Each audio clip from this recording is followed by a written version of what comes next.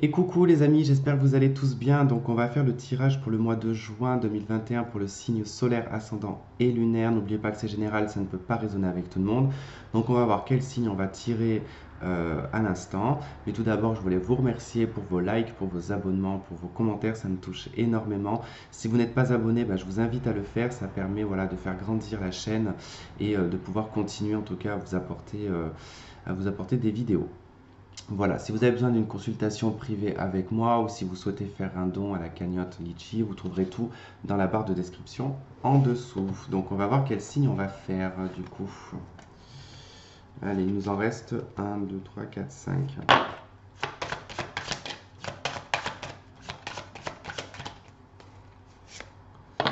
Ok, on a la carte du pape, la foi qui représente le taureau. Donc c'est parti pour les taureaux. Allez, on va aller voir votre énergie principale pour vous les taureaux.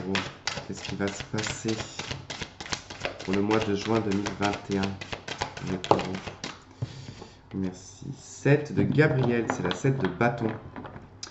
Donc défendez vos convictions, ayez confiance, revendiquez votre place. La 7 de bâton, c'est défendre ses convictions, ses valeurs, c'est défendre son territoire aussi, c'est aussi être un petit peu sur la défensive dans un contexte un peu plus négatif.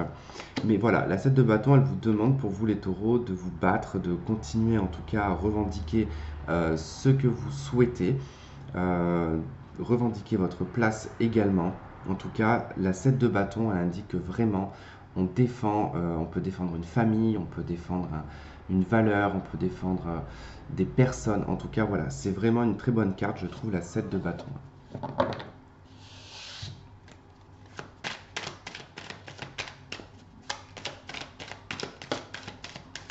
Oh, on a le cavalier de coupe pour commencer. Vous allez peut-être être le seul signe pour le moment à sortir l'amour. Oh, maison Dieu.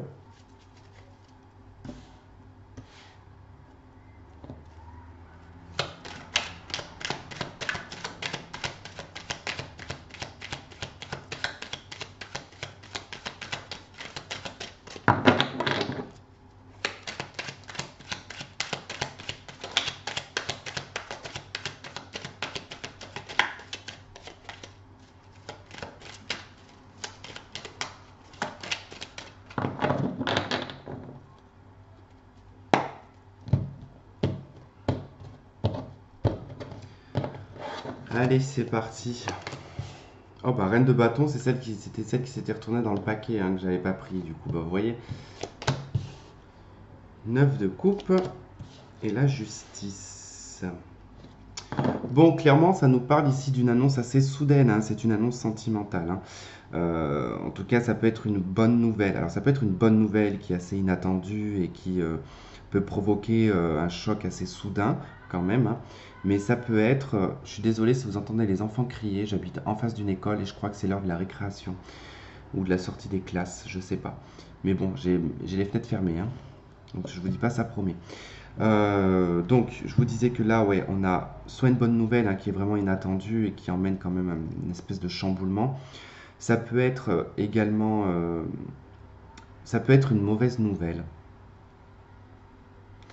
Alors, c'est ça qui est particulier, c'est pas que c'est une mauvaise nouvelle en soi, parce que la maison Dieu, c'est pas mauvais, c'est quelque chose qui doit se déconstruire. Donc, il y a une nouvelle ici qui est d'ordre un peu sentimental, qui emmène une déconstruction sur un souhait ici de passer par du juridique. Donc, peut-être que pour certains d'entre vous, vous avez le souhait ici peut-être de divorcer. C'est possible. Il se peut que vous soyez en procès aussi, vous fassiez une demande de procès ici liée à un logement insalubre, ou lié peut-être à un bâtiment ou une structure. Mais la 9 de coupe, c'est quand même vouloir réaliser un souhait. Et ce souhait, il passe vraiment par la justice.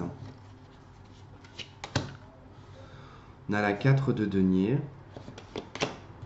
la 2 de bâton,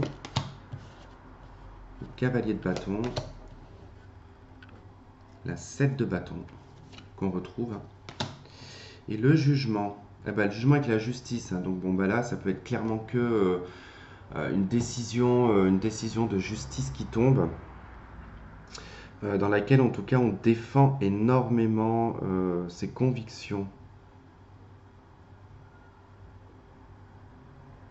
Il y a quelque chose que vous défendez qui est en tout cas vital, presque limite pour vous. Il y a des démarches, en tout cas, qui avancent dans ce sens-là. Il y a des nouvelles qui peuvent provenir ici d'une femme ou d'une institution.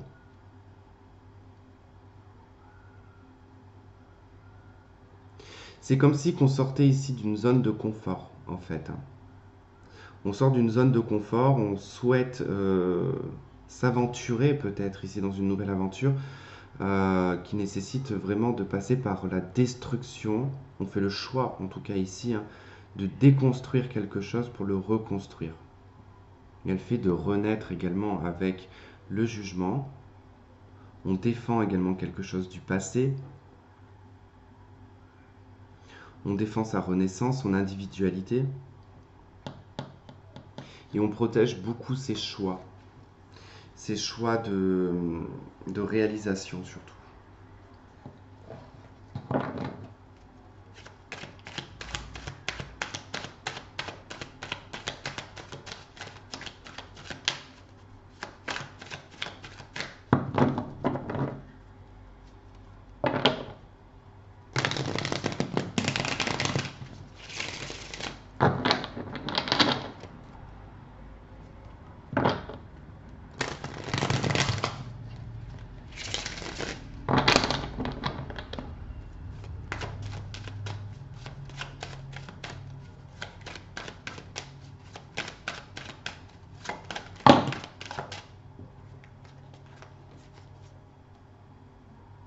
Ouais, c'est toujours un peu la même configuration, 5 de bâton, la papesse, la 9 de coupe.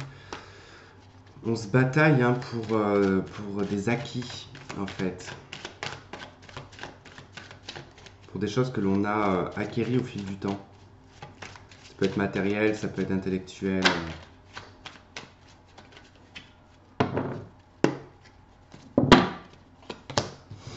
Ok, reine de denier. Bon, on est bien dans quelque chose de matériel, d'immobilier, voire même. L'attente de récolte, ok.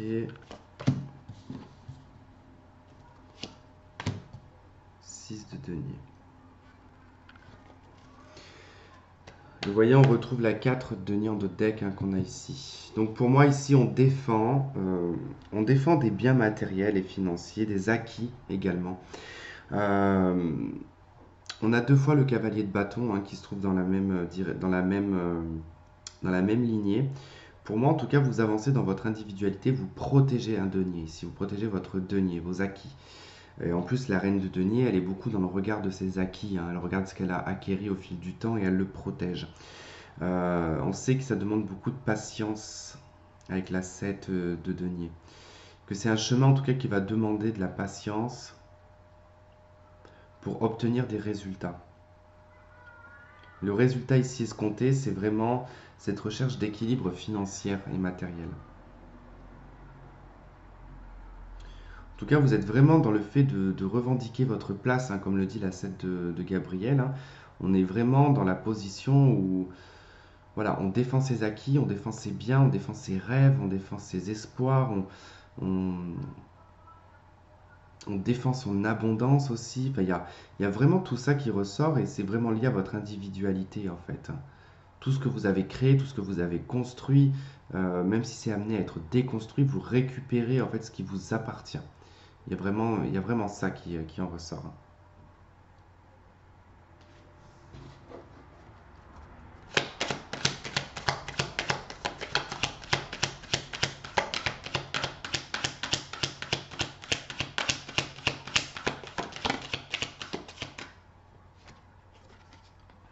On a la fécondité qui peut nous parler d'un projet que l'on garde. Hein.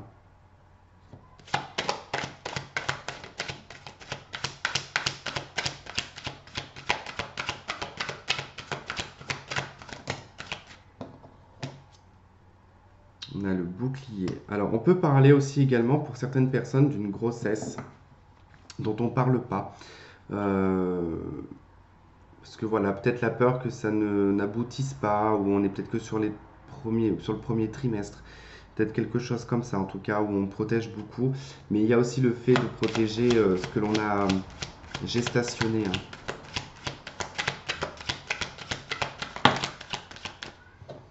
Ouais, pour moi, c'est les choses qui ont été acquises dans le temps.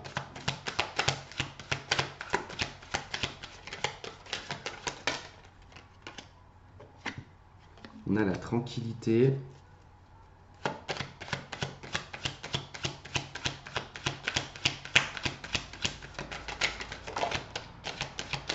Et on a la séparation. Bon, c'est peut-être lié à une séparation. Hein. Moi, ça peut être professionnel aussi. Hein. Donc, la carte du travail en d'autres decks, c'est pas forcément sentimental. Hein. C'est peut-être que là, vous êtes en train de vous défendre sur le plan professionnel hein, par rapport à vos acquis, à ce que vous avez le droit d'obtenir. Hein. On vous dit que de toute façon, vous pouvez être tranquille par rapport à cette rupture, que le temps, de toute façon, voilà, ça protège. Enfin, même si ça prend du temps, mais il y a des choses qui sont protégées quand même au niveau de vos acquis.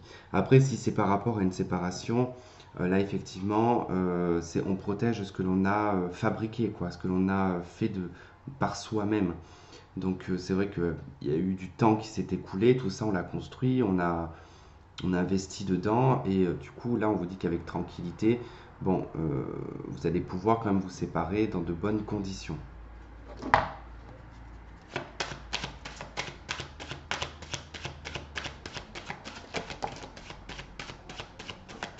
Ok, on a le delta, donc le delta hein, qui va nous parler d'ouverture d'esprit, du troisième œil, d'avoir l'esprit clair aussi, hein, d'être connecté. Euh, et on sait ce que l'on fait en fait avec la carte du delta. On n'est pas dans l'ignorance ou quoi que ce soit. Non, on a un regard bien clair sur la situation.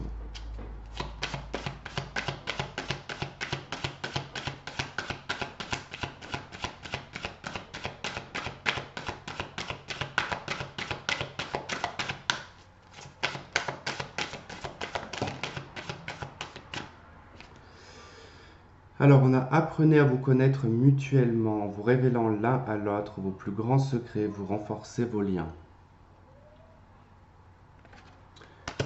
Donc, cette carte, hein, elle peut indiquer que il y a des choses que vous devez apprendre l'un comme l'autre, si vous êtes dans un couple en tout cas.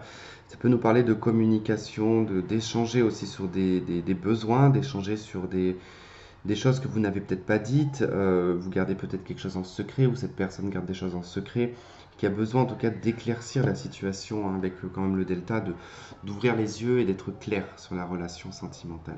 Si vous êtes célibataire, on vous dit de prendre le temps ici d'apprendre à connaître une personne avant de faire quoi que ce soit. Cette personne peut avoir des secrets, elle peut ne pas être honnête. Il faut que les choses soient le plus claires possible pour une éventuelle relation.